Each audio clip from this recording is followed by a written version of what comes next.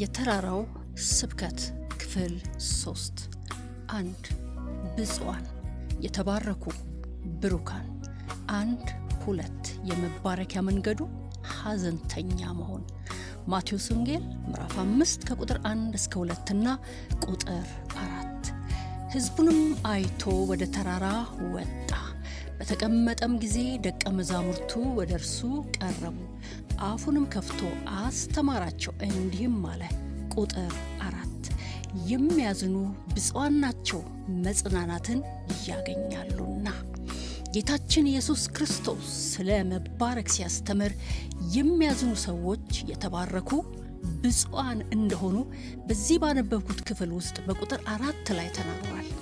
በረከታቸው መጽናናት ነው ብሏል። ጌታችን ኢየሱስ ክርስቶስ ሐዘንተኛ ጌታ ነው።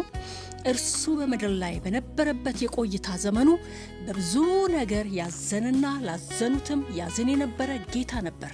ለዚህ ነው በእግዚአብሔር ቃል ላይ ስለ ኢየሱስ ክርስቶስ ሐዘንተኝነት ብዙ ቦታዎች ላይ ስንመለከት አዘነ፣ አዘነለት፣ አዘነላት፣ አዘነላቸው የሚሉ ቃላትን የምናገኘው። ኢየሱስ ክርስቶስ በሌሎች ሰዎች ሐዘን ያዝናል። ማዘን ብቻም አይደለም፣ ሐዘኑ በኋላ ሐዘንን በደስታና በመጽናናት በኃይሉ ይለውጣል። እግዚአብሔር የተመሰገነ ይሁን። ለምሳሌ በሉቃስ ወንጌል ምዕራፍ 7 ቁጥር 12 እስከ 15 ላይ የምናገኛትን ልጇ የሞተባትንና ልጇን ለመቅበር ወደ ቀብር እየሄደች ያለችውን በናይል ከተማ መውጫ ላይ ኢየሱስ ክርስቶስ ያገኛትን ሴት ብንመለከት ኢየሱስ ክርስቶስ በጣም አዝና ሲያያት አዘነላት። ሐዘኗ ልቡን ነካው። በዚህ ጊዜ ሬሳውን የተሸከሙትን ሰዎች አስቆማቸውና ቃሬዛውን ነካው።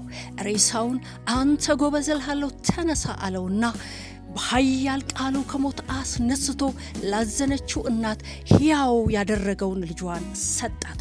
ወዲያው ሐዘን በደስታ ተቀየረ። በዚህ ጊዜ ኢየሱስ ክርስቶስም የሟች እናትም አብረዋት የነበሩ ሐዘንተኞችም ተጽናኑ። የሚያዝኑ ብፁዓን ናቸው። የሚያዝነው ኢየሱስ ወደ ሕይወታቸው መጥቶ የማይናወጥ ደስታና መጽናናትን ይሰጣቸዋልና እግዚአብሔር የተመሰገነ ይሁን። በዮሐንስ ወንጌል ምዕራፍ 11 ላይ በአልዓዛር ሕይወት ላይ ኢየሱስ ክርስቶስ ያደረገውን ተአምር ስንመለከትም ከሐዘን ውስጥ የወጣ ደስታና መጽናናት እንደሆነ እናያለን። አልዓዛር ሞተ፣ ተቀበረ። እህቶቹ እንዲሁም ወዳጅ ዘመዶቹ ጎረቤቶቻቸውም ሁሉ አዘኑ። ኢየሱስ ክርስቶስም አልዓዛር በጣም የሚወደው ወዳጁ ስለነበር በጣም አዘነ። አዝኖ ግን ዝም አላለም። አልዓዛርን ከሞት አስነስቶ ከመቃብር አወጣው። እግዚአብሔር የተመሰገነ ይሁን። በዚህ ጊዜ የኢየሱስም የእህቶቹም የወዳጅ ዘመዶቹም የጎረቤቶቹም ሐዘን በጌታ ሥራ በቅጽበት ወደ ደስታና መጽናናት ተቀየረ። የሚያዝኑ ብፁዓን ናቸው መጽናናትን ያገኛሉና። ዛሬስ እኔና እናንተ ለሚያዝኑ እናዝናለን? በእኛስ ሕይወት ላይ የምናዝንበት ነገር አለ? እንግዲያውስ እኛ ብቻ ሳንሆን የምናዝነው ጌታም ካዘኑት ጋር የሚያዝን አምላክ ስለሆነ ከኛ ጋር ያዝናል።